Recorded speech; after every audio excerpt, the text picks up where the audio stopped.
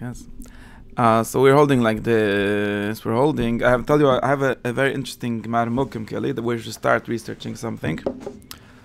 But stop around. I have to kick into the that's the days on the side. And the gate is this. Yeah, I can do. Yeah, but then I have to do this. Alle Ständers and Sachen. That's good.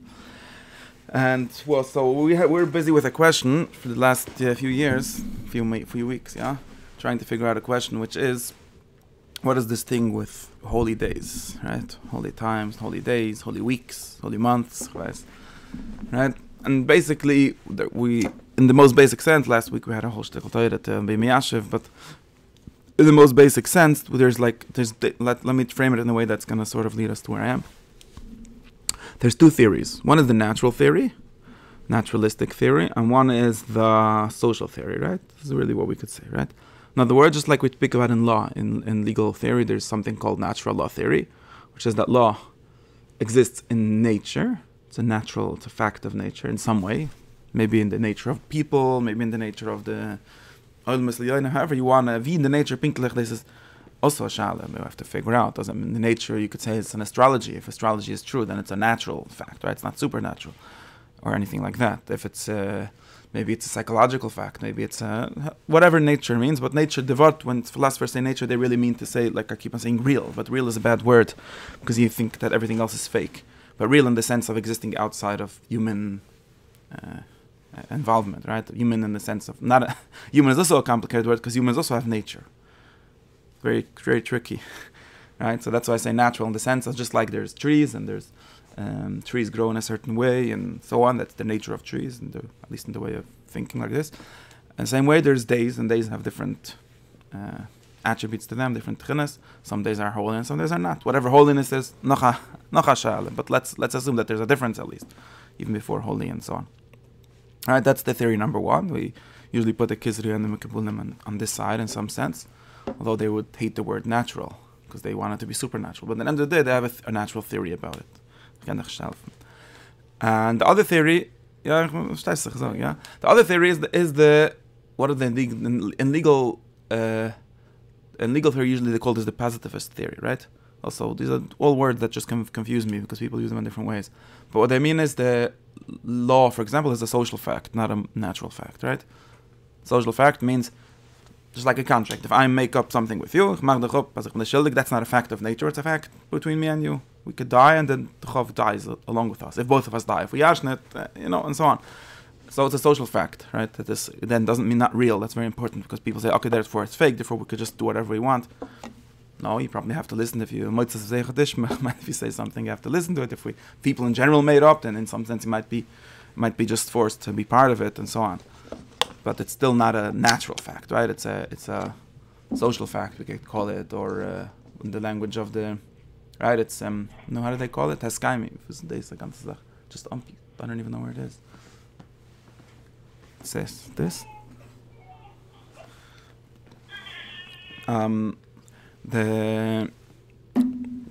Right, we call it an haskaimi, like something made up between people, right? As a lafiki, lafiki natural. That's basically the two options in the most general sense. Okay, stimmt. Okay, so now we could ask this question on everything, and of course we have to ask it on many different things and many different levels, right? Because, example, if you ask me Chanukah, if you want Chuf Kislev to be a natural thing in some way, that's a sort of tricky proposition to defend. There are people that defend that idea, but that would be weird because, like the Rambam would right away ask you, like he asks you in the beginning of Sefer HaMitzvahs. So Moshe Rabbeinu didn't know about this, so for 2,000 years or whatever until Chanukah happened, then there was some Chuf Kislev and Gunish, but Gunish Gitin. And then, how does this work? So obviously, at least the historical fact, and therefore the day is just trying to remember that day or something like that. It doesn't have there's nothing in the day to make it Chanukah, right?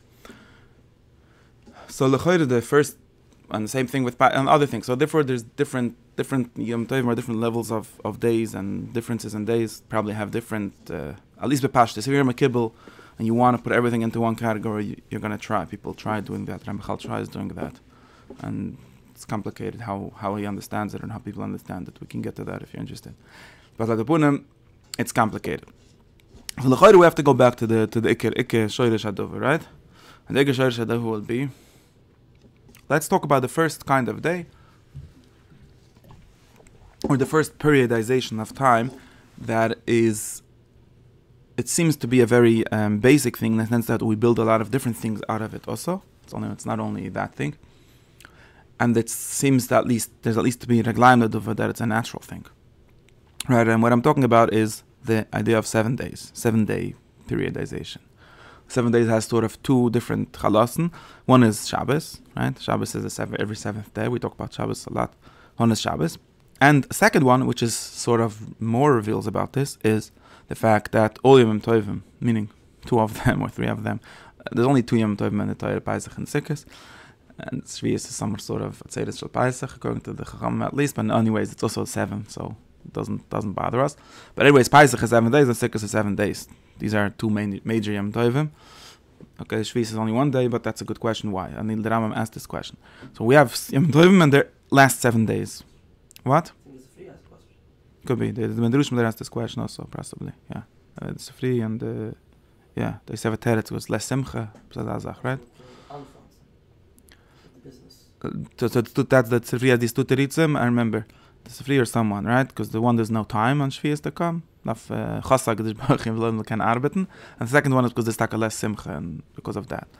Yeah, that's the psikta, I think, is the medrash. Yeah, maybe it's Tzifri also. Yeah, but so this was the first question. And by the way, if you look in the Torah, you'll find a lot more 7 days, right? There's Shmani Ma'amila, which is sort of 7 days. There's after the 7th day, there's 7 days of Niddah, 7 days of Zav, 7 days of Shemitah, 7 Milium, 7 Chanukah, right? 7 days of everything. So 7 seems to be an amount of time that gets assigned to all kinds of things. Both, maybe the first one, maybe the Shoresh Tigu one is Shabbos, and we could think about how we understand that one. Maybe that's the Shoresh for everything. And definitely, it seems like there's some reason to have things for 7 days, lasting 7 days, or as if the 7th day shows there's a Mitzvah, all kind of things like that. All these things revolve around 7, and this is a concept of time, right? And of course, everyone, if you read the early Mekabulim for sure, but obviously also the early not Mekabulim, they all sort of based a lot of Torahs and a lot of ideas on this sevenality, I don't know how you call it, this haifo of 7 in the Torah in so many ways, and they try to explain it, right? In other words, everyone knows, if everyone that learns Maral and all these things, they all have their ideas, and all the Ramban talks a lot about this. Even Ezra already talked about it by Sfiras Omer and by Shemitah, right? And they talked about 7 as being some sort of natural cycle, in some sense, maybe 7 Sfiras, maybe 7 Koich Veleches, maybe 7,000 years of Shemitahs, whatever it is. Some maybe they made enough. Of course, we could ask a secondary question, which is, what is the relation between the counting 7 days and that 7, right? Maybe it's only a remes. This is already a secondary question. Is it a signal of it? Is it taka that actual 7? Is it a remes? That's already... Now, let me try to explain. Even Ezra the Moshe, when he says that we have 70 years of Shemitah because there's a whole 7, he doesn't think that Shemitah really has the power of that 7. He's saying we're making a remes, we're teaching you, or however you understand the idea of remes, it's a symbol of the 7,000 years of the world, or of the 7 heavenly whatever they are. But it's not Kipshita, it's not, right? It's not, it still doesn't, what I'm trying to say is that if we would make it a different 7, nothing would happen. Right? This is unlike where the concept that you get from, if Sunday would be Monday, it would still be the same remes of 7, because the remes is a 7. And it's only the connection between what we're doing and what the actual reality, the nature that it's talking about, is only connected by human mind still. Understand what I'm saying? Okay, so let me just this first. And just know where I'm holding, because I'm trying to work something out while I'm doing this, okay? So we have a lot of 7s, and we have 2. Let's forget about Shabbos. Let's include Shabbos in this for right now. We have all of these 7s that the Torah tells you count 7 days and do something. Do something for 7 days. Count 7 days and do on the 8th day. Count 6 days and do on the 7th day. This is not kachilik already. This is prutim. But there's always these 7 days, and we want to know why. So we could ask a lot of different kind of questions, right? Why is it 7 and not 17? Why isn't 7 and not 6? Why is it 7 and not 9? Things like that. These are all interesting questions, right? But this leads a lot of people to think that there is some basic structure of nature, right? Maybe of the most general concept of nature, maybe of nature and the that exists in 7. And now, Now, assuming that we have that, because that makes sense, like where did we, in other words, that really answers the question, where did we get the number 7, right? We could have made it 20. Why pink 7? Why not 4? Why 7? That only asks the question Menulam, but there is still a second question, which is, what is the relationship between the 7 in Oil Masloyan and nature and the 7 that we're doing, right? 7 days of Pesach, right? Why is there 7 days of Pesach? Because there's 7, I don't even know exactly what his theory of 7 it really is. But whatever it is, there's some 7 in nature, and that's why there's 7 days of Pesach. And what's the connection? What's the glue that connects 7 days of Pesach to the 7? The glue is still social, right? The glue is still that let's say something like this, we want to teach you, we want to be merames, that's what Remes gets used often, right? We want to be merames, we want to symbolize that 7, so we make 7 days of Pesach, which symbolizes the 7, whatever they are, 7 spheres, right? But if we would have decided to make Pesach in a different time, we can't make it 6, because then we would lose the Remes, right? But we could make, it's not that these 7 days have somehow the power of 7 spheres, or something like that. It's just that we decided to make it on this day. We would have started the whole Sfiras Olim as a different day, nothing would have happened. Like the Tzaddikim and the Chum, that's not only in this Chachloikis. Because everyone has 7. Shabbos is weird to put the 7, like I said. And same thing, we could go further and say if Shabbos would have started on Monday, if the week would start on Monday and not on Sunday, also wouldn't change anything. If the week is also just an instance of this 7, the regular weeks. If it's not a thing for itself. It's not a thing. The connection, right? It's only a symbol, and the connection is not real. The connection, there's another step, right? Even if we think that none of these ideas come from a real natural existence, the connection between them and the ritual, right, doesn't necessarily have to be real. It could still be real in the sense of natural. It could still be a social fact that we connect them, and badas, in other words, might be das penudam involved in this, right? In other words, this theory that 7 is important still doesn't get us to a halachic idea, for example, that therefore we have to take very seriously to get the date right, because there's whole Oil Masloyan. No, whatever we start, we'll make 7, and that will be the Oil Masloyan. Oh, it's going to be a symbol anyways. That's, again, we can have different theories of symbol. I think this is really where we're getting to. Maybe you'll get to later. How actual ritualistic symbols and Remes works. Maybe that's the question, but that's a secondary question to what I'm trying. Yeah, or what it actually were. Yeah, so that's the question here. So, okay, so let's try to understand. Another way of asking the question would be, maybe it's not the same exact way, but another way of asking the question was, we could ask a question like this. Does the week have 7 days because God created the world in 7 days? Maybe someone would say something like this, and I've heard people say this theory. It said, why do we have 7 that Torah so much? Everything is Eichel and Maaseh Bereshis. Since the world was created, as it says in Parshas Bereshis, in the first part of Parshas Bereshis, by the way, not in other time, in 7 days.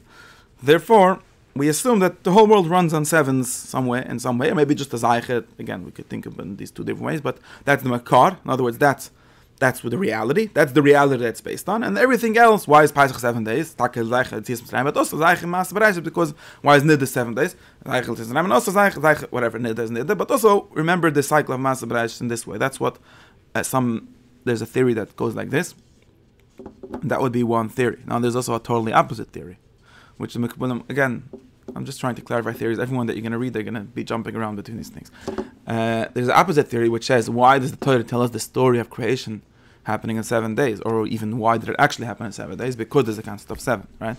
Because if you ask him a kibbel, for example, just try you why, he'll tell you that's not where it started. It started at the 7 spheres, but those 7 spheres they created 7 days, and he might even tell you, if depending on how radical of a kibbel he is, like the Ramban seems to be worried about this. Maybe the 7 days of the Shaish Resh B'chlal Mushel Lav Dafke was happening 7 days. Befrat if he's a handige Mensch that get a bissel von days. 7 days, it's a concept. Why faket? So in other words, it's being faket. So then we can't have the teretz that 7 days is because of Maaseh Bereshis, because who give a kasha? Why is Maaseh Bereshis 7 days? And there must be a concept of 7 that's even prior to this, at least to this story, or the way that this story of Maaseh Bereshis is told in 7 days, right?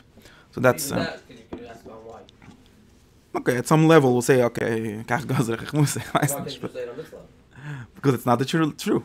Because there is a reason. Just like I told you, if we would have known, let's say something like this. Let's say if I tell you that this is a good kasha, but let's say I tell you, but let's say on a basic level I could tell you something like this. Let's say I tell you that actually the 7-day week existed long before anyone knew about the story of Parshas Bereshis.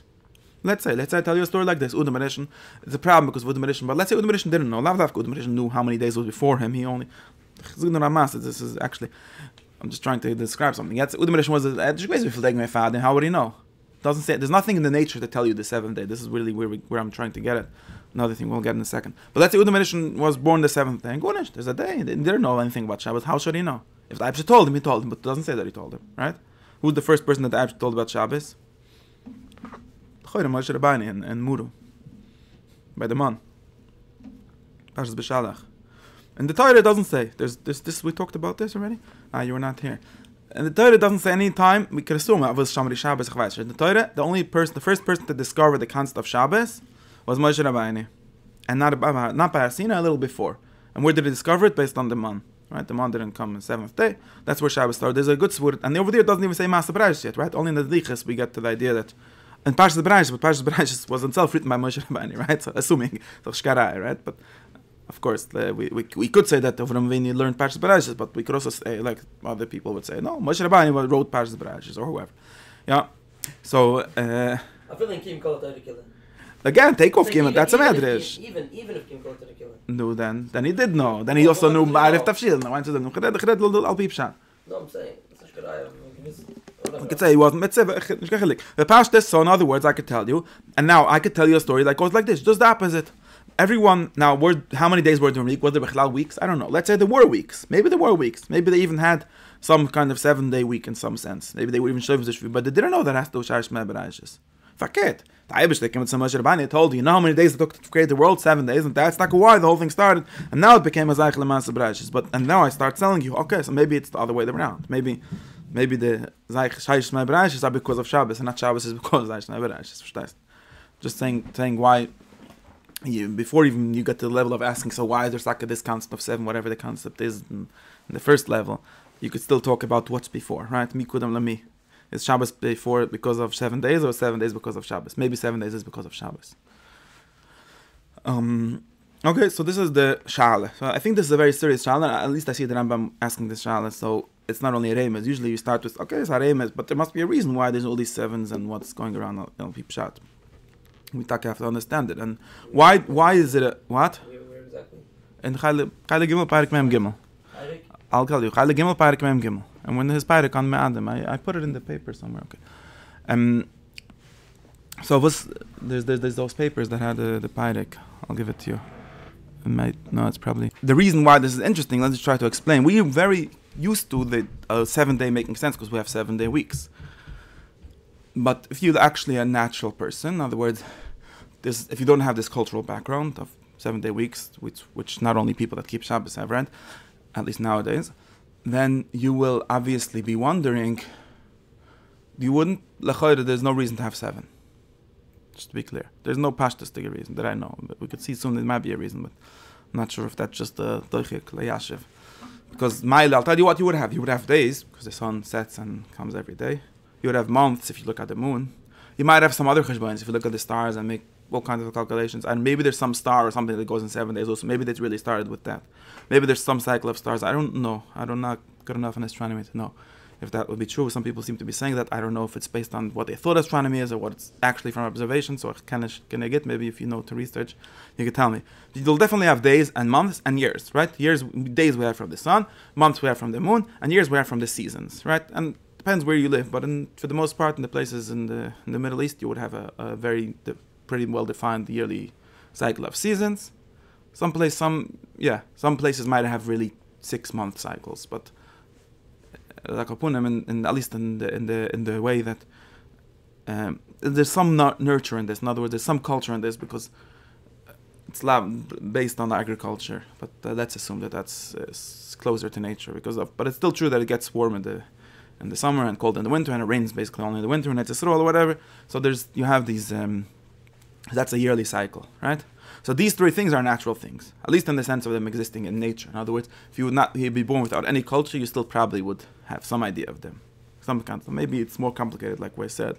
Nothing is really natural. You need a mind to figure it out. You need someone to live for a few years to figure out that, like the story with Udam Rishon, right? That he figured out that the sun comes back. Okay, it takes some time to figure that out, but it's still a fact that we discovered. It's not something that we just made up, right? So these 3 things, they obviously exist.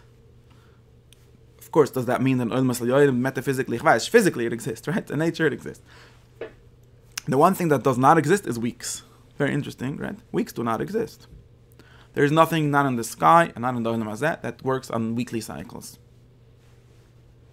As far as I know of. Of course, you might find the Sabbat in Yechiach. And not only Sabbat, I'm sure there's some plant, there's thousands. No, what I mean to say is there's thousands of cycles in nature. If you go in nature, you look at every bird and every tree, you'll find every number that you want. And it could be that pink Tchweisnish, it's hard to know, but at least from the obvious natures, we don't have 7-day cycles. There might be, I'm sure there's 6 days, everything, there's every number of days and years that you'll want, you'll find some such cycle. In some star, or in some plant, or in some animal.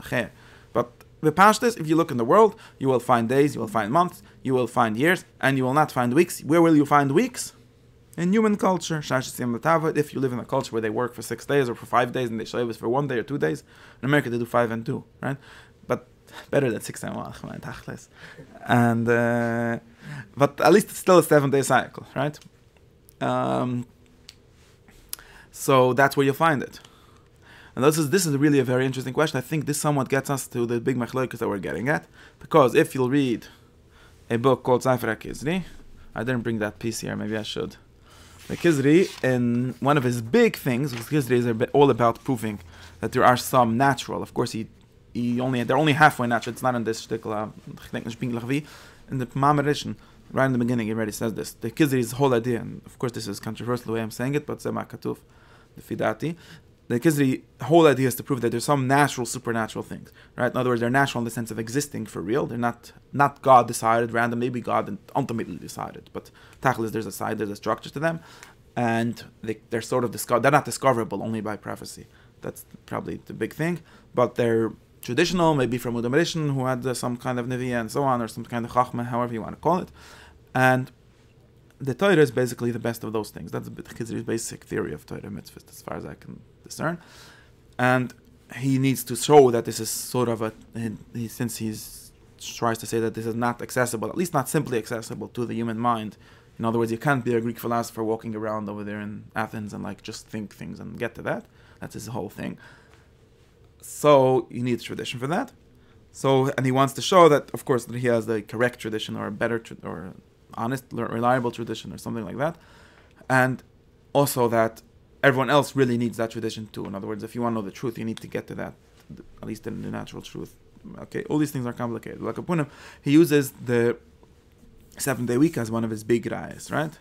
It's one of the first things the kid says. It says, what do you mean the whole world has 7-day weeks? And obviously there's no natural reason, right? If you're a Greek philosopher, you will not discover 7-day weeks on your own just by thinking around like they used to do for everything, right? So there must be a cultural context for this. In other words, but it's obviously very true and very real, and there must be a tradition, and this tradition must go back to Sharis Mai Bereshis, because otherwise, how did everyone agree on this? And of course, this is wrong, because not everyone agrees on this. It's true for all the people that are actually coming out of this tradition. Maybe exactly the Torah, but more or less this area. But if you go in China or in Chvazbus and very far places, they didn't have 7-day weeks traditionally. They had, even in Mesopotamia, there were 15-day weeks sometimes, but not getting into this. And in other places, they have different numbers for weeks, or they don't have weeks at all. So it's not true what the Kizir says that the whole world has this tradition. But that's not a side note. But what I want to get, at least in his way of thinking, that okay, we could be mine if that's a rai or if it's a pirch or not. Like Wurman, his way of thinking, for sure, this proved that there's some reality. Again, this is one of his first things that he's going to tell you, that a 7-day week is a very real thing. And now, the interesting thing, of course, is, and this I noticed this a long time ago, but now I'm trying to see that it's totally in a lot more things, and I still don't know a lot. Of course, the interesting thing is that Rambam totally was not impressed by this idea. And he doesn't talk about it by Shabbos, very interestingly. So the Rambam will tell you, if you look right, there's these 2 prokim that he talks about Shabbos. He doesn't really talk about the 7-day part of Shabbos. And also in his whole Parak and Master Bereich, I don't remember him talking about the 7 days. I don't know. I think the Rambam obviously thinks that days are amushal for creation of time or creation of the cycle that causes the days. He doesn't literally think that there were 7-day creation. Of course he doesn't think that, but but there's a whole Parak in Chaylik Bais, Parak Lamed, where the Rambam goes through Master Bereich and tries to explain everything. And why Parak Bais? Chalik Bais is the Chalik of Master Bereich. It's Chidesh Oilem. No, Chalik Bais is two parts. Chidesh Oilem and Nevi'ah. First part is Chidesh Oilem, second part is Nevi'ah. Very interesting. The Chelik Bais is probably where the biggest secrets of the Rambam exist. And also that I know the least well. So that was good learning, because that's really probably really weird. That he gets to like the Shreedish of all the Inyonim in a certain sense. But he talks about Sharish Nabarash. He doesn't seem to make a big issue out of the 7-day thing. And he probably understands the way the drama reads Sharish Nabarash, that he's all Meshulim, but not Meshulim, but like sometimes Meshulim, but they describe like certain concepts. In other words, he would read the Brias Udam, creation of man, Lav Dafka the Udam. He might, there's even Meshulim Mefarshim that explicitly say this, that there might have been other Udams, the Avrayas.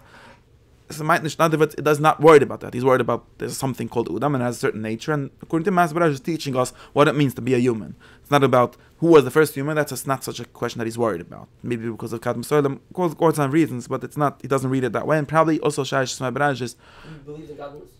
No, but he not officially. No, but a lot of Mepharshim think that he does. But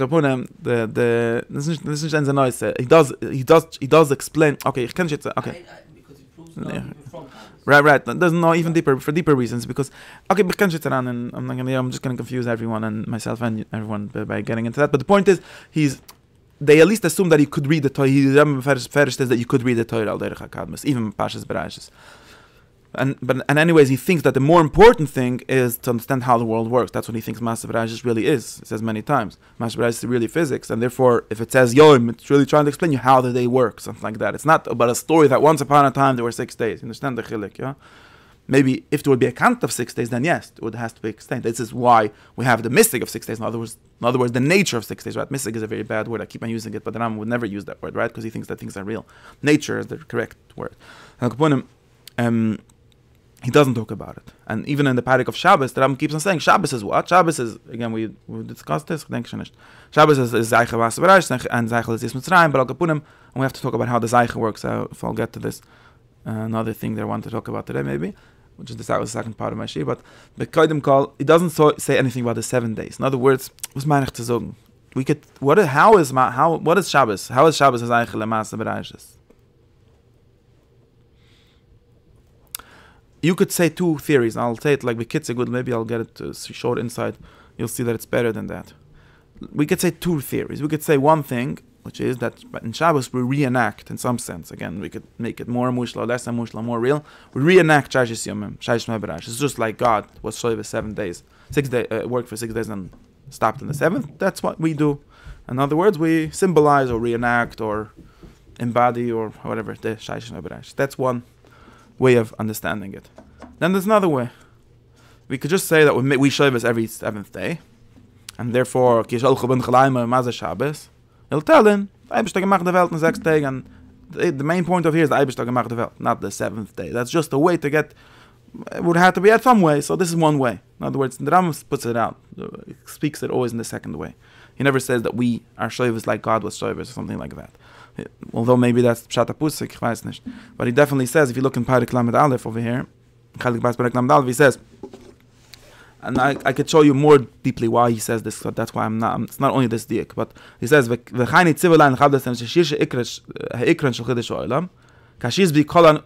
we going to be mefarsim the Chiddush Ikaron shel Chiddush Olam? This is Schwartz's translation that I don't like.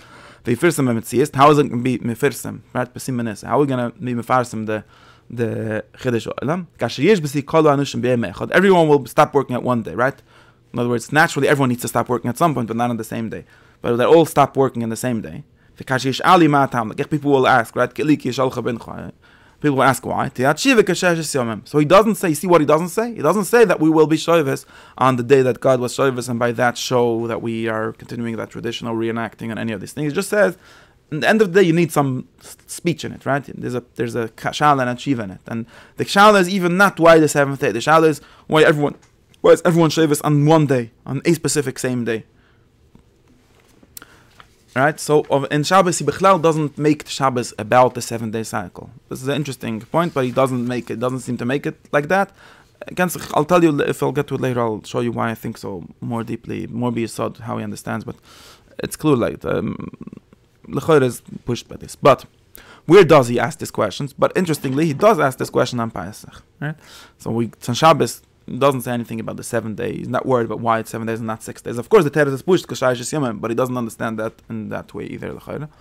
But when you get to Pesach and Sukkot, of course, where they have 7 day Yom Tovim over there, is based with a question: why is Pesach 7 days? Why is it not 17 days or something like that, right?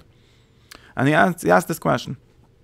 So in over here in the next page, it says, I put a header Pesach. It says like this. I should make a new line. Right? But he says the story of Pesach, I don't have to repeat it. But why is it 7 days? That's a question that I have to answer you. And it says like this. I should read a different translation, but this is what it says here.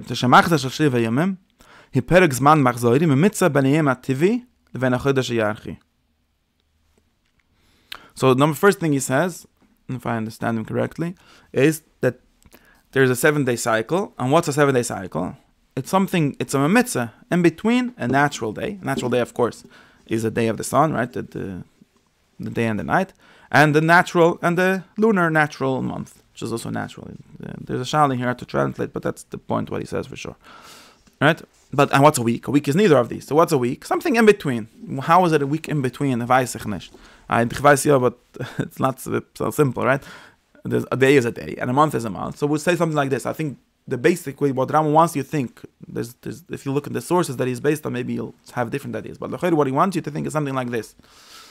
So we have to decide, 1 day is not enough. He's going to say later, well, 1 day is not enough. But 1 day is not enough. 1 day is Ein Tag. He says, the Rambam a little later makes the chilek between Pesach and Shvias and Sukkot. And he says, why are these 7 days and why 1 day? He says, over here, in the bottom of this page, it says, Shvius was only 1 day, so we can't make more than 1 day. Not clear why, but when he says if he eat matzah only 1 day, people will say mikra. Yes, matzah einmal was called la'as and matzah. So this is the night of eating matzah. It's like kasha. If you do it for 7 days, then you make making a statement. That's the Rambam. Of course, he still could ask why 7 days and not 6 days. That's really the question he's answering here. But I'm just saying why 1 day is not enough. That's push it to him. 1 day is just. 1 day is nesek. Okay, that's nesek. It wouldn't be nicker. That's what he said. Lowy magishimba. Wouldn't be obvious that you're doing something interesting. Only if you do for a whole amount of time. You have to do more than 1 day, right? So then basically what he's saying is, okay, so 1 day is not enough. So then let's go to the next period of time. So let's do a month. A month is too much, right? If you're a Muslim, then that's what he's saying. A Muslim, then you could fast for a month. But there's a tzifil, nicht normal. A month, a ganze chodesh. That's a lot. So we have to find some sort of cycle in between a day and a month. And somehow, nufal agoyr on 7 days. And why the 7 days, the between a day and a month would be maybe a half a month. I don't know why. 7 days. What's up with 7 days? Zwischen chodesh na tog. I don't know. I mean, it doesn't say in this what language that he says here, it doesn't say. Right? And then he goes on to say something more. But Bizdaval, he just said we have to have more than a day and less than a month. And a week is something that exists between a day and a month. A month would be too much. Doesn't make sense, right? You understand also that doesn't make sense, right? Not masking. These are not like svudas though. That's what he thinks. So why a week? It doesn't say. People keep on saying over here that a week is a quarter of a month. And so why is a week between a day and a month? A week is beirich a quarter of a month, right? A month has 29 days, but let's round it down to 28 days, then a week is beirich a quarter of a month. But why pick the week? Doesn't say. Then he says another thing. You know, so whenever he says he means that you've read in a different book, right? Very klal gudel b'mor nevach. Anything time it says kva yadatu or yidelecha or something like that, it means to say, don't ask me for this. This is something that you should have read already in your science book or somewhere. Or innately. No, never innately. It's always, you could always find something. I don't know. Maybe, I don't think it means that. I think it always means something that, because the Rambam says openly a few times that he's not here to teach you basic facts or basic science or basic philosophy. He assumes that you already know. If you don't know, then this book is not for you. But so therefore he could rely on you knowing a lot of things that he doesn't have to explain them. No, you've read, and the Mefarshim say that this is probably in the Rafia books that it says. I'm not sure. I tried to find those books, but as well I didn't find them. It's hard to find English. You have to know Latin and Arabic and stuff, so figure it out. But the component maybe we'll find it. It says you know that in nature there is some significance to this amount of time. In other words, to a week. So this is here already I have a big chiddush. Until 5 seconds ago, I was just finding some time in between a week and a month. Now he says yes, but there is also some kind of natural existence for a week. Now it's not clear what he means. Most of the mefarsh. So again, there's two basic sources that I found. People, and none of them I could look up yet, so I don't know what they actually say and what it's based on. But there's two things that the mefarshim already hand again. They all bring these two things. One is quoting Avicenna, that maybe Avicenna is both. Well, I have to look it up. That book should be available. I have to look up the Avicenna's canon. One thing is that a month, we could sort of divide a month into 4 weeks. Now we might be able to divide it mamish astronomically. I'm not sure if that's correct. I saw this as all has, but I don't know why. Somehow the Levuna and the Zin and the Stern and the Pinklich, somehow there are really 4 parts in a month. But if we forget about astronomically, it sort of makes sense to talk about, if you look in the phases of the moon in any chart, they'll more or less at least begin with divide into 4 phases, right? The moon has 4. They usually say 6 or 8, right? But we could say the past is 4, right? There's a full moon, that's the middle of the month. So they already divided the month in half naturally by the moon, right? And then we could have a quarter moon and the other quarter moon. It's really complicated, right? You see and I'll tell you a raya that this makes sense from Shivish Laimim, Shal Kiddush Levuna, right?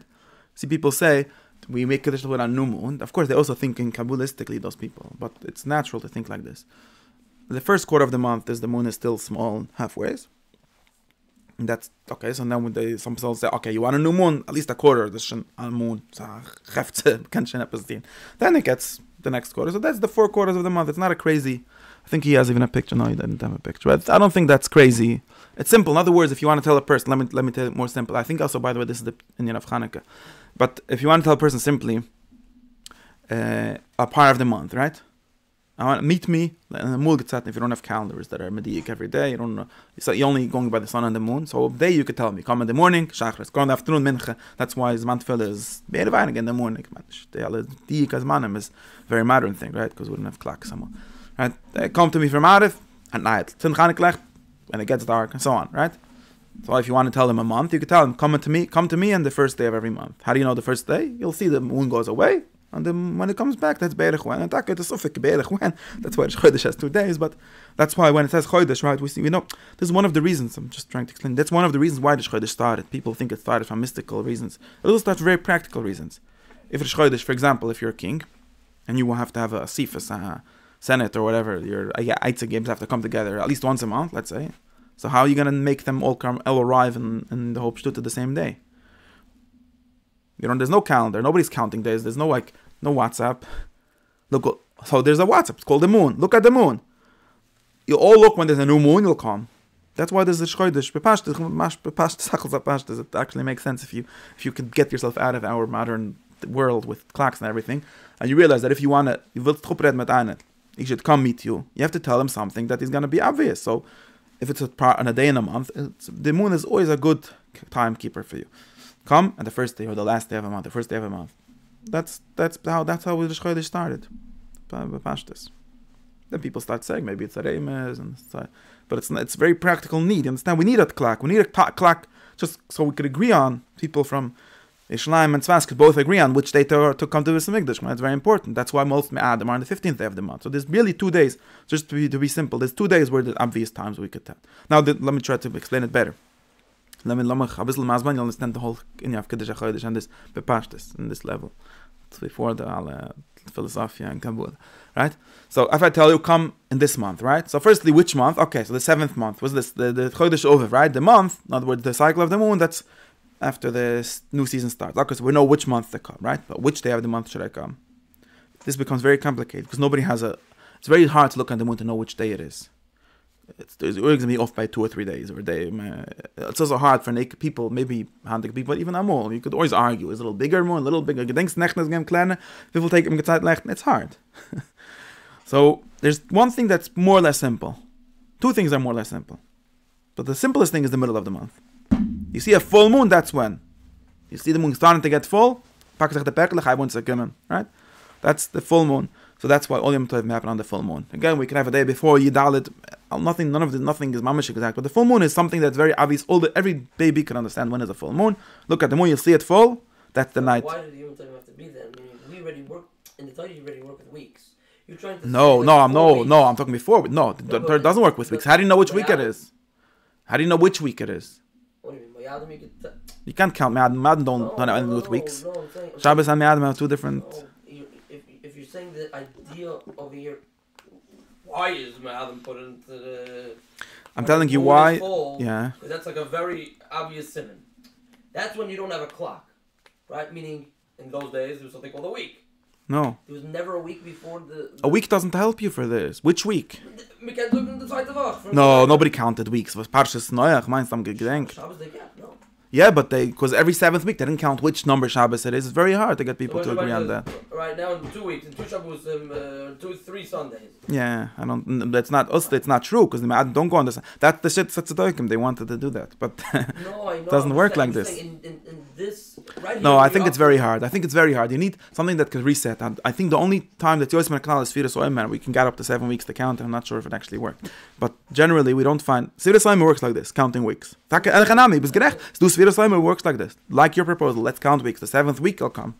There's no moon. Yeah, Moshe Rabbeinu could have said, okay, in 12 days, whatever. And then 8 no, it's very hard. I'll tell you why. Because people tend to if one guy lives here and er steht auf jeden Tag when the Kreuzer gave it by the Neuslanseche Winne, doesn't have a piece of paper to write down one day. You have to this literally needs writing for it to work. Counting days needs writing, almost needs writing to work. Ich rede nicht von der Midbe. Ich rede von the Midbe was only ideal. You can't get into this level of detail. In the reality, when people live, the Torah is more or less created for people that live each one on his tut. There's no phones. There's no writing. Most people don't know how to write. You can't. You can't use weeks. I'm telling you, there's one time that Torah used weeks. You're right. The Torah used weeks for Sfiras Oimer. You're right. Well, there's a lot of weeks there. 7 weeks. No, and I think I know why. Because we could do it, because there's a very obvious... Everyone knows when Pesach is. How does everyone know? Because they all came and made Korban Pesach. So count 7 weeks, but I don't think they would... Tell them to count 14 weeks, they would already got confused. I'm not sure, actually, that everyone arrived the right day on Shviz. I think most people didn't come for Shviz. That's why it was less important.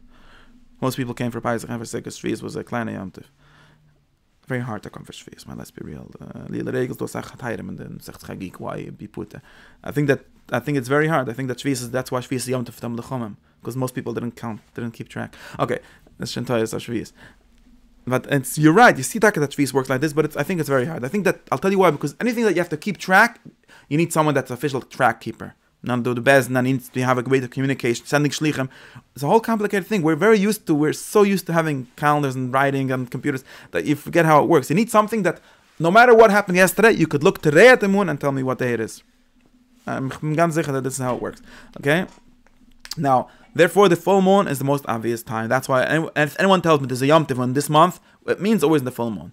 That's the obvious thing. Now, also, the second obvious thing is the first moon, right? The Tchilas HaChodesh. But Tchilas HaChodesh is actually slightly more. We'll see that Tchilas HaChodesh Taka needs Bezdin. In other words, it's hard to figure out when exactly, because then it makes a difference for a day, right? A day or two.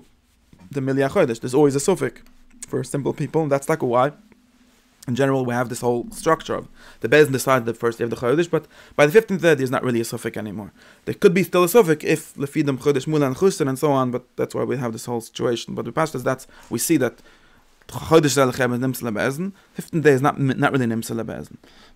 That's when everyone already could come. Either we found out already from the Bezdin which day, but even not if he comes a day earlier, it's the whole he'll pay another day the hotel and in the Shleim, whatever. It's just like schrecklich. And shine. So now, okay, so here we already have 15 days. We already divided into 15 days. And Taka, by the way, in the ancient Buvel or wherever, they had 15-day Shabbos, or 14-day or 15-day, something like that. Now, if you want to tell me, okay, so how long should this thing last? How long should it last? How long should it come for? Again, I could sort of divide this. This has already become bedoich. That's why I think we have Yom Tov of 7 and 8 days and 6 days. This is the real sod. It becomes complicated to make things exact. But I could tell you, something, divide the moon into another quarter. When it's the quarter big, this is again, it's sort of obvious landmarks, Kili. Nobody can tell you on the moon if it's the 4th day or the month or the 5th day. Maybe someone that's a big memcha is used to it. It's hard. But a week, you would divide, the more simply divide it, you get, okay, so a week. And I think, for example, I'll tell you why, I think.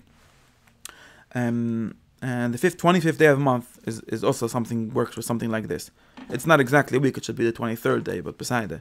But means that you came the 23rd day, and you should do the 25th day. And we know, I've noticed, and I wrote about this last year, I've noticed that in the books that are written in Bais Shani, they do a lot of things on the 25th day of the month. So they told, in other words, it looks like in the kings or wherever was the administrative time in those days, the tax collectors, they came on the 25th day. Amul Getzat used to come the first day of the month, or on the 15th, that was and then they changed it to 20, for the same logic. Be'erich, the moon is at the last quarter, that's when you start doing, that's why Chanukah is on the 25th day of the month, will be Tachlis of Pashtas. Okay? What do you mean? It's the last week of the month. It goes into the next month, but it's the last week. Why 25? Why not 20? 25 doesn't actually stem pink like. That's what it happened because of that, for the same reason. It's pink verkehrt. It also happened because that's when they came. Why did it happen then? And also, if you look in Sefer Hashmonaim, you see that 3 years before, on the 25th day, it stopped the Beis Mikdash. That was the end of the month. It was a time. It's always a time, like I say, it's a time that everyone could agree on. Come in the last quarter of the month. So Anachanami, it could have been Chov Dalet, Chov Gimel. I don't think these things are precise. But that's the Shan. Where do I get from all of this? And this is a very naturalist, socialist, social reality, social construct theory of the 7-day thing. So 2 weeks would probably also be too long, but this is a Pyrex man we can tell you, come for 7 days. Once you come, you could take account days. But that's why only Chanukah is really more complicated. You have to come on the 7th day or something like that. But we see a lot of things like this. That's one thing. Okay, anyways, that's what they quote from Avicenna. Astronomically, somehow the month is divided into quarters, and I explained you a social pshat for this, but maybe there's also like an astronomical pshat is the reason why astronomers want to divide the month into 4 parts. And of course, it's not exact. The problem of these things not being exact, we discussed last week. Nothing is exact. There's Hantik Kabbalah, look, I think everything is. Nothing is exact. There's a lot of different structures. We have to sort of make them all work. Sometimes make a Ibayud and so on. That's one thing. And the second thing that they quote is from Hippocrates and doctors and so on, that said that 7 days is also natural in the sense of a human body. So, for example, if you have a machla, then the 7th day you should check if it's something. I don't know exactly how, but in some sense, 7 days was like if you take today, you would say if you take a course of medicine, take it for 7 days, right? Or if you have some machla, you want to see. They always had this idea that there's a crisis day, like the day where you see where it's if it Lekan. They said it was the 7th day. So we see that 7 has some sort of, again, this is not a 7 cycle, right? It's a 7 days. Made up, yeah. It's not made up. In order, it could start whenever you want. But if you get sick, then it usually might take 7 days to get better, or something like that. So that's the second thing where they say that and of course, the third thing is astrology. So the astrologers, at least the Jewish astrologers, the ones that had lived in 7-day cultures, had ideas of, okay, right, if you look in the whole Shabbos, Nex and Zim, somehow is based on a 7-day cycle of the seven planets, and they sort of associated. I don't know if this, again, I don't know astronomy. If you know astronomy, you could tell me if it makes sense, if it's true, if it, by that, astrology, you could just make stuff up, but it has to be based on something, right? Astrology is a very interesting pseudoscience, right, because it's made based on real things. Sometimes it's not. Sometimes they get confused with real things. But I think it's.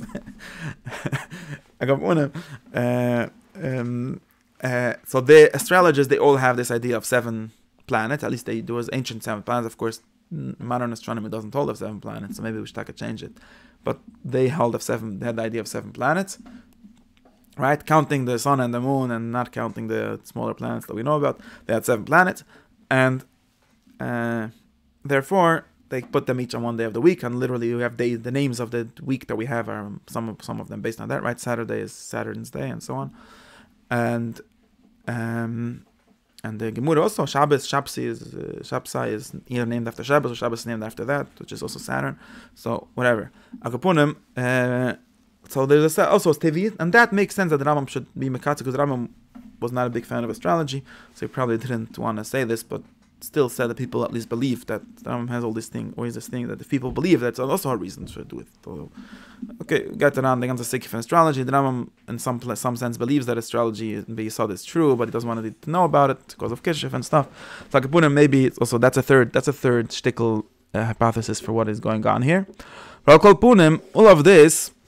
All of these things now we have to really ask the second question. This is really the more interesting part of the Rambam happens, and this is another thing that I don't know enough. So this I already know, these three Madame Koimas that people bring, and we should look them up and see if it's true, if it says that, if what he might have meant, or if other people might have meant that, and so on. But then the Rambam goes on and says another very interesting thing. In other words, because now we have another question. Okay, let's say there's 7 days in astrology. Is that, what is the relation? Like I said before, we have to ask the question, what is the relationship, what is the glue that connects that and Shabbos, right? Do we keep Shabbos because it's Saturn's day? So, of course, the astrologers had a problem because they assumed that it's a bad Basel. So maybe that's why they keep Shabbos. So the opposite, we start figuring out what is actually the relationship, or is just randomly because there's some shaykhis. So we found that's really the question, right? What is the shaykhis of Shabbos and this reality, whatever? Let's say because, right? Of course, Shabbos that doesn't really work with the phases of the moon, so we can't really use that as a reason, right? He's talking about Pesach. So Pesach is somehow the phase of the moon because it's the third week always of the month, more or less, right? But is that a reason? Is that why we have cycles for 7 days? Because we want to have one part of the month? That's right. So we have to understand what's the shaykhis. The Rambam says something really interesting. He says like this: Ki, and he himself says that this is not really shaykhis to here. So we have to understand this thing. He says like this: Ki Torah midama tumid lateva, because the Torah always goes after or is similar to nature. The Torah completes in a certain way. Oh, I should read this in English somehow. Maybe I don't have the English translation of this. In the nature. Why? Teva, nature does not have a mind. Can't use doesn't have a is not rational. These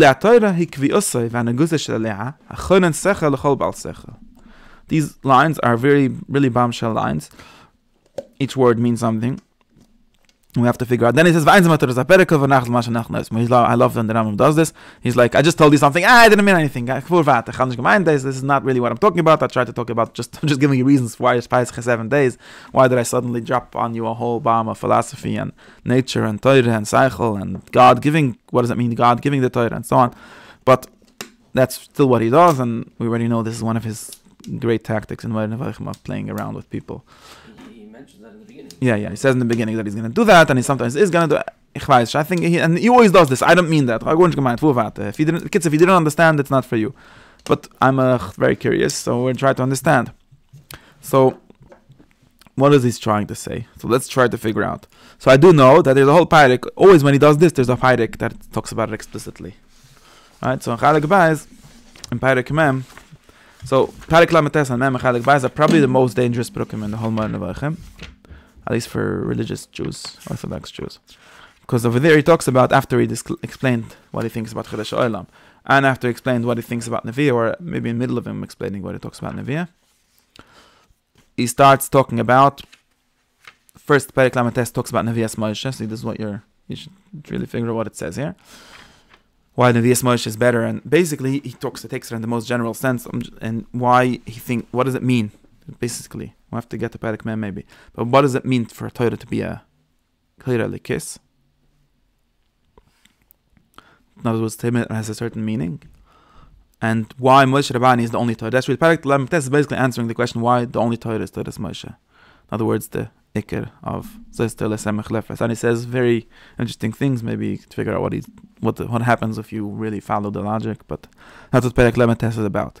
Just telling you, very important. Then in Perek Mem, really sort of touches the question in a more broader sense even, which is, what is Torah for? Where does Torah fit into the picture of nature and culture and everything? And therefore, what is the difference between a human Torah and a godly Torah? Okay, so he says something like this. I'll try to summarize what he says, and he's bimrames because maybe because he's afraid. I'm not sure why he doesn't hold of Islam and why they're not the right Torah. So he says something like this. He says, number one, you already know that a person is by nature a political animal, right? This was Aristotle's language. And he explains what he means by that. Also here and earlier, already had a parak where he explained it a little more. What he means by that is that there's something weird about people, at least Aristotle thought so, that naturally they do not work by themselves. That's what means political. Doesn't mean political in the sense that he has feet politic. It means that he's needs a social structure to exist. Social beings. Yeah, it's another translation of the same words. And what it means is Huda Medini Beteva. That's the ancient translation for the Yidden. What it means to say is, and the Rambam explains it like this: an animal, and it's not really true for all animals, but let's say it would be true. Animal has nature. In other words, what does it mean he has a nature? He has some nature which he's born in, right? His liver works and his heart works and so on. And he also has a nature to what they call seek out the pleasurable and run away from harm. Pleasurable in the sense of what's useful for him, right? All animals, they search for food and they hunt and kill and whatever, and they eat food. And they do all the other things that they need to survive, and they don't have what they. Survival instincts is pleasure. Yeah, because forget about pleasure. It's a mistake. Let's say what's good for them. What's good for them. All animals naturally do what's good for them and don't do what's not good for them. For the most part, I think this is much more complicated. But for the most part, the point is animals don't need law. They don't need There's no rebbe for the cats to tell them don't eat too much sour cream and you're gonna get a stomach ache. There's other stuff. Like they assume that cats just by nature do the right thing. I don't think it's true, but they also have something. They also could make mistakes. But let's assume. In other words, at least it's useless to give them a Torah. That would be maybe another way. But they don't assume. They assume that cats just we don't see cats like we do see, but that's what they say always. We don't see cats doing unnatural things. Maybe it's complicated. That's what I'm saying. This leads us to very complex discussions about natural law and animals that I'm not entirely clear on. But this is how Aristotle always describes it. Animals do not only they don't have it, they don't need it. They seem to work. All the lions eat whatever lions eat and shine. They don't have they steal or don't steal, but it works. It's almost like a chesudin that we need. In a certain sense. You could call it a chesudin. It's not really a chesudin, but you can call it a chesudin. It's weird. That's why I'm saying it gets weird when you think about it like this. And then mash einkan humans. Humans have a problem. He says that he at least describes it this way over here. Humans have a problem, and he says humans have a problem, and the way he describes the problem over here is, firstly, like you said, humans can't survive on their own. If you put a human in a forest, he'll probably die of hunger or thirst or something. So you need a whole culture to survive. Of course, that's at least true for the way humanity exists for the last 10,000 years or whatever, maybe before last. But this is really what humans mean, right? Humans can't survive without a culture, without a society. You can't. You're not strong enough. The lions are stronger than you would. In one human against one animal, most of the time the animal's going to win, right? The whole chachma of humans, this is really what we call cycle, in a certain sense, is coordination. That's what civilization means, right? That two humans against a lion have a chance to survive. Because you already built a gate, humans are not the strongest animal, they're just the smartest animal, right? Smartest in the sense, and what does smart mean? Smart also doesn't mean one person is right. It's very important to have this. Smart doesn't mean you could outsmart a lion. Sometimes you could run and this, but mostly it means coordination powers. We coordinate better than all the animals. That's true. It's still true. Besides maybe bonobos, but for the most part, maybe some kind of monkeys, bonobos. For the most part, humans coordinate much more sophisticated coordination and much more successful coordination than any other animal. It never happened that a pack of animals outsmarted a human civilization by like figuring out how to trap them. One human they could, or so that, but at the end of the day we figure out how to global warming and this, but that's the chachma of being human. And of course they see it as a certain that's number one. Number one, humans do. In other words, that's why they call natural. This is where it gets tricky when you say natural and not natural. In other words, this is not like I keep on talking about this in my other shiurim. The need for a Torah is not what a Torah is mechadish. The need for a law, Torah in the broadest sense, right? We're still talking about human law over here, but the need for the fact that humans need ethics, or they need law, or they need some kind of agreed upon structure of how to do things. That's not a religious fact. That's a natural fact. You don't need this godless for this. Anyone can see. Put 10 people together with it. They're gonna naturally create some laws because then people need laws. They need family structures. They need bigger structures. That's the way humanity works. That's why this animal called humans. That's how they work. They need law. Other than other animals that don't seem to need law and don't seem to need others in the same way that humans need law. So that's number one. So that's called. Very into this. What? Yeah, because but that's true. Everyone is it's true. Humans. Power of the government, whatever. We can get it. We can get the whole politics theory out of this if we want. But this is definitely true. That a person that's what we call naturally political, right? In other words, his nature needs it. Not naturally in the sense of it's not built in, because this is where it gets complicated. At least that's what the Rambam is complicated. In other words, now in order for that to survive, he needs to use a cycle. And cycle already is not natural according to the Rambam. Not in the same way that it's natural in some way, but not natural in the sense of not automatic. You need to set your mind to it. You need to figure out what's going to be the best structure and try it out and whatever it is, right?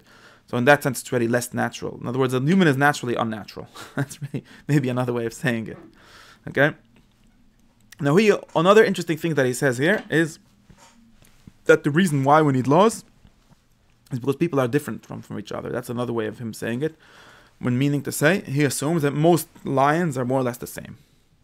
Whatever lions are made out of, choymer of lions and seed of lions and whatever it is, they all have the same. You don't find one lion to be a groiser rusha and the other one to be a groiser tzaddik. They're all lions are lions. People, he says that if we wouldn't know that there's such a thing called the mankind, human nature, human min, udam, we would think that there's a bunch of different kinds. Because he says, we could see there's one person doesn't care about, he shoots his kids if he's mad. Another person doesn't hurt an ant. This is mamish the mushal that he gives. Are these the same? Is this the same kind of animal? What do you mean? It's not the same kind of animal. They have totally different natures. So the fact that humans have such different middas, and one person thinks that we should definitely vote for this guy, one person, these are so totally different natures. So he doesn't mean it for real. He means like an Indian get. Maybe it is for real, because if you define nature by how people act, in other words, just like animals, right? If we'll find two kinds of elephants that act in totally different ways, we'll say this is two kinds of elephants, right? That's how science categorizes things, right? Yeah, but not if you see, let's say, two brothers, right? Two brothers. That's like a problem. How did it happen that two brothers? Maybe it's like Gittashale. It's not so simple, by the way. Not so simple. How does that happen? That one brother is a Rusha, one's a Tzaddik. Rusha doesn't mean Rusha in the Bechira. I mean, isn't that right? Exactly. He's a Achze. How does it happen? That's why they have a theory. The Rambam's theory was, and that people are very complex. In other words, everything is created out of chibur, different configurations of things. Humans have the most options of how to configure itself, and therefore they turn out to be very different one from the other. This is the reason, according to him, why people need law. In other words, there's at least one of the main reasons. I'm not sure why, if this is relevant to what we're getting to. I just have to say what it says here. Law is the unifier of humans. In other words, if we'll rely on human nature, you say humans have nature, and you'll even say, okay, humans understand they have to cooperate, but my opinion of what cooperation is and yours could be totally different, so different that we're going to kill each other over it. And this is so therefore we go to the roof, we have a lawgiver, and the law decides this is what's called a Kenya, and this is what's called your wife and his wife, and so on. And it's not going to be totally to everyone's opinion. I think that my wife is whoever wife, then you make addition, whatever the heskem is, that's going to be law, and that's why you need law. So therefore, this is the Lushna Rambam over here. This is where we're getting to. That's definitely what he means over here. I'm reading Kapach's translation now. Although the Torah is not natural, what does he mean here? Why is he sure that the Torah is not natural? I don't know. I think this is a very tricky line, and I didn't find anyone clearly explaining what's going on here. But the Torah, what it means to say that everyone, if you'll ask any in the Malay, they'll ask if the Torah is natural. They'll say, of course not. The Torah is from God. The Torah is not some natural thing that you could just figure out and discover or something like that. The Torah is from God, so it's not natural. But he says that's true. But Aval Biken, right? Because the whole idea of Torah Minashmaim, is that the Torah is not natural. Of course, it depends how you translate the word natural. I think this word becomes very tricky. The Rambam sort of never works this out entirely. I think this is one of his biggest unsolved for himself. He doesn't. There's no place where he clearly says what he really means, or really, even the logic that should lead you to what it really means. At least in my but this is one of the most important languages. The Torah is not natural because he means to say the Torah is God from God, so that's not natural. Although maybe that's not a steer. I don't know why it has to be a steer. Maybe in the end he really believes that it's not a steer, so that's like the teretz. But Aval B'kein Yeshla, this is this language. Yeshla Muvay B'inyan Ativi. I don't know how did the old people translate this. Torah is not natural, but it has something. It has some shaykhs of nature, right? Here, this is also this language. Yeshla Muvay B'inyan Ativi. It has a preface. I don't know what does Muvay mean. I have to look on the English translation how they translate this. Mavo. It has like in other words, I would translate according to what he says, I would say the need for Torah is definitely natural. And also what Torah does is natural. What? Not a first cause. It has a connection to nature. In other words, the way at least in what I definitely understand, the need for Torah didn't come out of the Torah. The Torah didn't come on a boy's side. It's not a good thing to steal because God said. No. To steal, in other words, to decide what stealing is, everyone should decide by himself. There's a nishkan veg, and it's a natural problem. In order for human culture, for human society to exist naturally, it needs law. Although the law itself is not natural, because the law is from Seichel, and Seichel is from God. That's really the Rambam's language over here. You see, this is really how he answers this problem that I just said. But the law is not natural, because we can't look around in nature and find laws. Or maybe we could, but we need to use our cycle to find that. So in that sense, it's not natural. It's not obvious. But the Torah is, so I could say it interfaces with nature. It's important for the Torah to connect with nature, although the Torah is not nature, right? You can't say the Torah is just, even the Torah in the broader sense, right? Even law, even secular law is not nature, right? Because it's not like, if we would just put people together, they would get to that. They need to have cycle, they need to have neviah, they need to have something. Okay? And then he says, okay, here let's get to, I'll just, be good if we could, the second part, where he says that, therefore now that you know this, there's two levels of Torah. Right? And it's based on what kind of shleim is the person that creates that Torah or manchel that Torah has. I don't want to read this whole parak and get into everything he says. The first thing is what he calls shleimus hamadama. But anyways, to have something that works well for this world. He calls that human law, nomos. Literally, he says the word nomos, which is Greek for law, and nimos maybe means is where we got that word. In other words, you need to be very smart and understand how humans work and everything to create some law that works, that people don't kill each other, and that's one level. That still doesn't need God. In other words, that's not a Torah lekis. That's not God. That's not a godly Torah. That's a very good Torah. Maybe it's not natural either, because it needs cycle, a certain level of cycle at least, but that's not God. It says if you'll see a Torah, if you'll find a Torah that her whole purpose is political, meaning to say it doesn't touch actual knowledge, doesn't care about what people believe and what people know, that's a very nice thing. But you'll know that it's b'dei adam. That's Torah b'dei adam. What does Torah b'dei Shemayim mean? That besides for taking care of this, which is maybe the human part, it also tries to give people the correct knowledge. To give people, he says, Ashkufis nechoris b'Hashem v'malochem v'retzon l'hachkim as odom levavina la'ira at sheyedes kol ha'metzias k'fi hatzira mitis. That's what's called the Torah Nashmayim. This is or metaphysics? No, metaphysics also. Both. First, whatever decided the limit will be. Yeah. Another maybe for regular people it will give you a menapshita, whatever, mekabula, but at least it cares. So in the Rambam's version, a human Torah is the kind of Torah that doesn't care what you believe, because it's only about tachlis, like basically what we have in liberal world, right? Social contract, you have to have some side, whatever this food is based on. That's a human Torah. A God Torah means a Torah that is about God. In other words, it gives you also it gives people the correct, in other words, it brings them what he calls shlemas hashniya, not just shlemas harishayna. It gives them the second perfection, which is olam haba. So this is a very radical reframing of what we even talk about when we say Torah Nashamayim and Torah Lowy Nashamayim. That's why I think this is one of the most explosive parak in the whole Rambam. But I'm not going to get into all of that. But let's try to. I'm just trying to interface this back to our question. And somehow the Rambam found the connection of this to the question of Shabbos and everything. Right? Maybe it's only al derech hadrish. In other words, maybe it's only he found a way to tell us the solution to the sort of problem that he quotes in Chelik Beis. But what he says here is something like this, right? Let's try to follow the logic. He says something like this. There is sevens in the world, naturally. And this cycle, the 7-day cycle, is a natural cycle. Right? Now what's it got to do with the Torah? Is the Torah natural? Why was the Torah, if it's a natural cycle, it's a natural cycle, so but it's not really true that it's a natural cycle. In other words, it's not true that makes that people should have Pesach for 7 days, right? Because obviously there's a lot of people that have nature, they don't have Pesach for 7 days. Or they don't have Shabbos every 7th day. So it's not a natural thing, right? The Torah additivist, right? But what he calls it here, the Torah is midama letev. The Torah is always similar to nature. I don't know what he's trying to say here. He seems to be saying that this is not, in translating it back to what I'm thinking, the Torah is not just an application of the nature that there's 7-day cycles. Why? Like he says here, the Teva is not Baal Machshava. At least the human nature, right? Human nature, what he calls human nature over here is something that just what happens by itself. And for human culture to exist, and that's definitely to get to Olam Haba, that's not enough. You need to have, also, you need to add Seichel. And Seichel comes from where? Seichel is, read what he says, Torah ikvi osei v'hanagusei shel eliha, hanoisen sechel echol bal sechel. So Torah is through the Seichel, but not from the Seichel. That's how, but it really means the same thing, right? Because Seichel comes straight from God. Rambam says Seichel is the malach between, that's not his language, but Seichel is Haduvra Mekasha ben Chalevein God, or whatever, however he wants to call it. Seichel is the pipe to God, is God. Not is God, but is what gets you to God.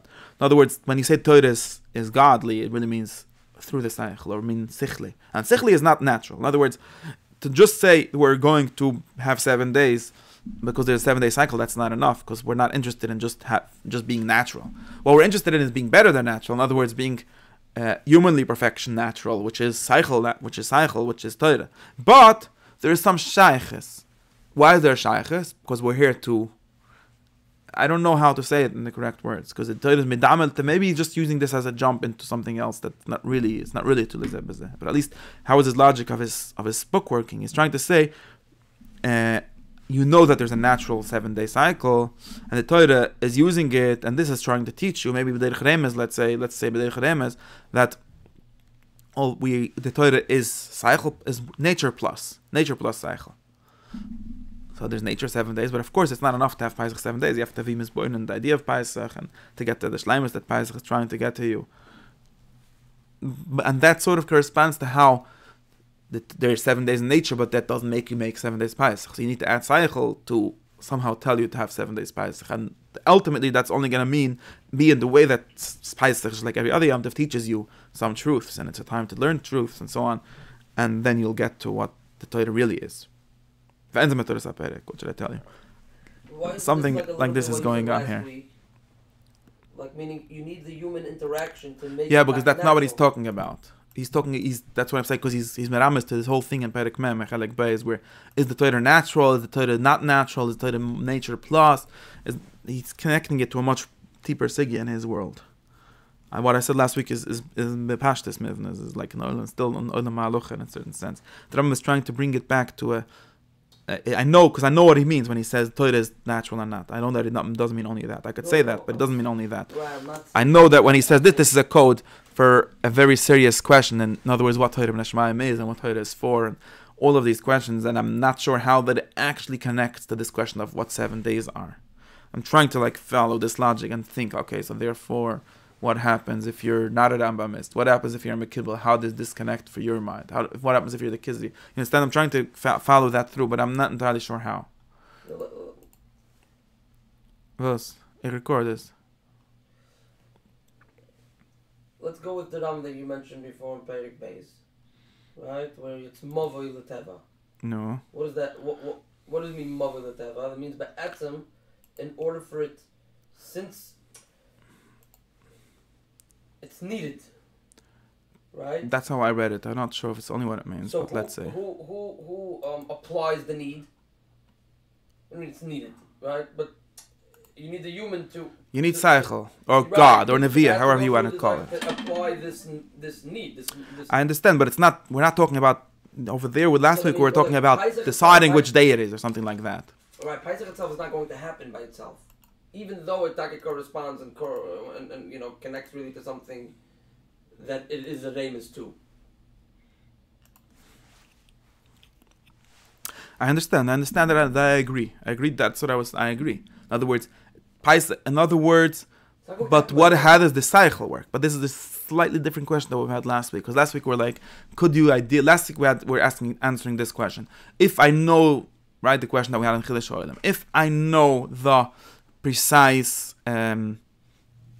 astronomy, whatever cheshbon of how Shabbos is, let's say there's not astronomy, maybe it's Kabbalah, Kirnish, would I be able to decide when it's Shabbos? That was the question we're answering now, and we answered in negative. We said that it helps, but it gives us a direction to where to make Shabbos, but it's not enough. We need also a Kiddush al Debnei Odam or something like that.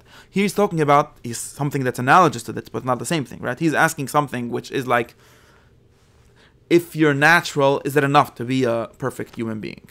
Something like that. And his answer is also no, right?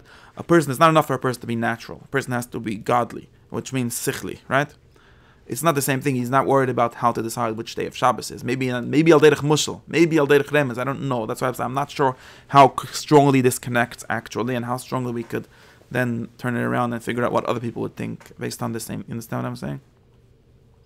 Remasken what there's but nicht, it's not in the same sense. Exactly. Right, because over there we were talking about, okay, that's all, but Remasken, but I'm just trying to say that there's something much more interesting here, which is get us to a much more serious, deep question, which is, what does it mean for the Torah to be natural? What does it mean for the Torah to not be natural? And what are the connection between these two things? And then I'm saying, let's try to figure out if it's true, what I'm saying. How do you figure out, what about someone that thinks that the Torah is natural or supernatural in a different way that the Rambam thinks, right? How does this interface back into the question of what 7 days, right? Let's say someone says something like this. Let's say someone disagrees with the Rambam and he says, actually it becomes hard for me to think how to disagree. This is the problem.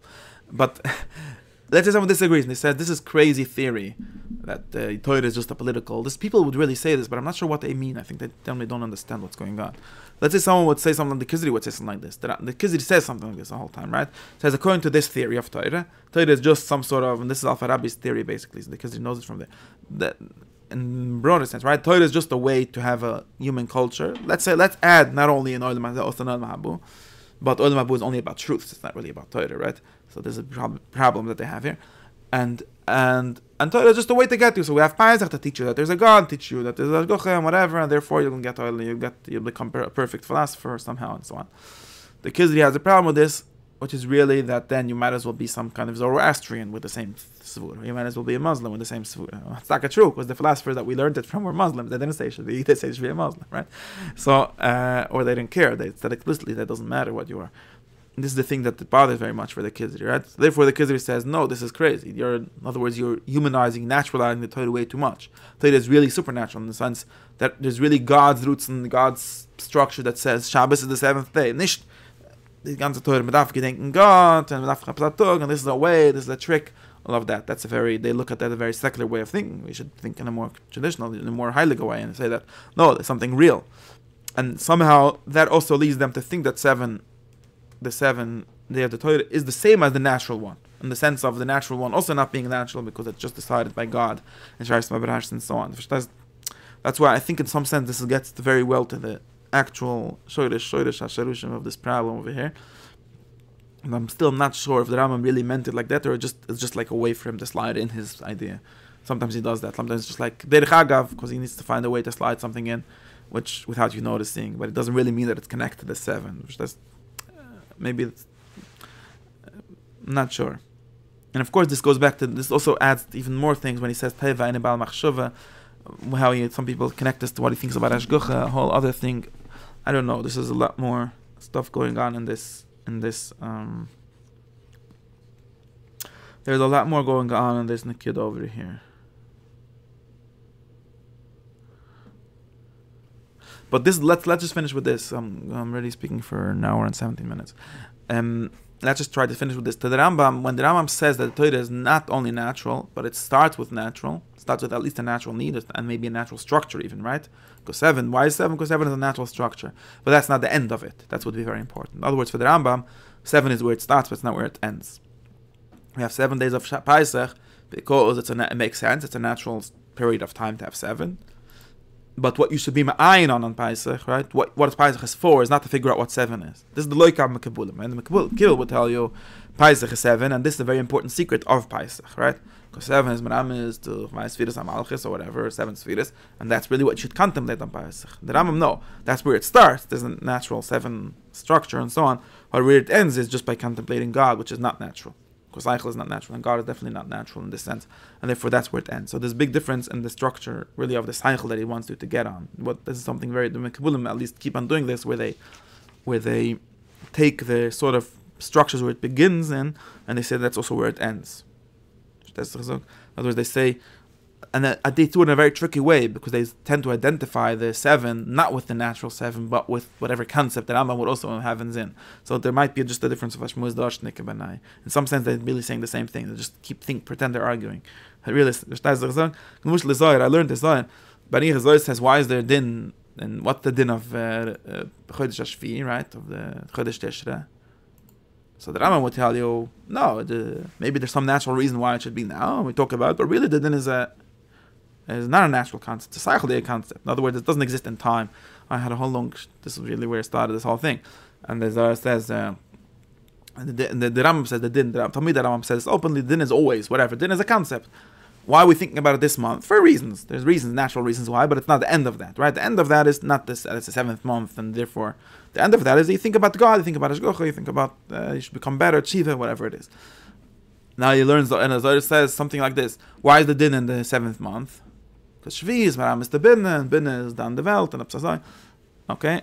And in other words, the Zohar is turning it over. He's saying, the Shvi is the point. It's not just the way where it starts, it's also where it ends. Because when you think about the din, that's where it is. But Masa is also being moitzi Shvi with that pshita when you're doing that, right? He's not talking about Shvi, but as I say, Shvi is a remes or a stalshlis or a slapshes, whatever you want to call it. But at the end of the day, it's the same thing. That the Shvi that he cares about is not the 7th month. And the Shvi ba'olam alien, which is also what the Rambam cares about. Maybe the Rambam has a different machlokes about how the olam alien looks. If it's exactly like this, that's already prutim. But they're just playing around with words differently. That's my personal opinion. That's why I think that shine. Und dem kann verämpfen dem Messias Skash, verstehst? Verstehst du was, ja? It's bullshit. Nu, we'll figure it out allein.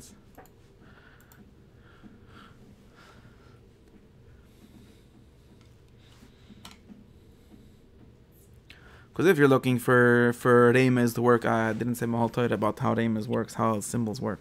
But if you're looking for it to work in a certain natural way, and where that's going to be the end also, then you have a big problem. The Ness was the first day, was the second day, it was Gat Fur.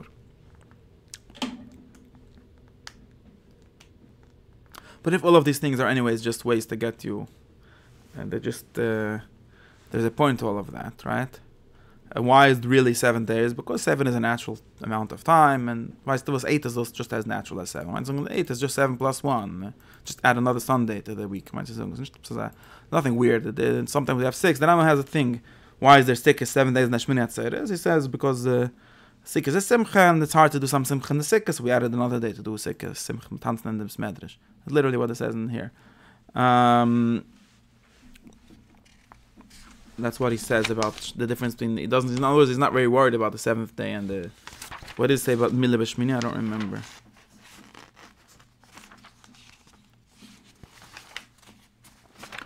But Kapunim, according to this Mahalach, that the Teva, the Torah is only Medama the Teva. It's not literally the Teva, right? It's only somewhat similar. Starts with the natural or somewhat connecting to the natural. So you should know that it's being. We could say it in different language, it's being matak in the natural world, but it's not just about discovering the natural world. Then it's nicht kein problem. The 8th day is because we have need cycle also. If it would be only 7 days, you'd think it's taka because of the natural. But the 8th day is that we should need cycle. This is basically what the Maral says, just we got to there in a different language. That's the reason it's called Zoy's. Exactly. Up the dust. Whatever.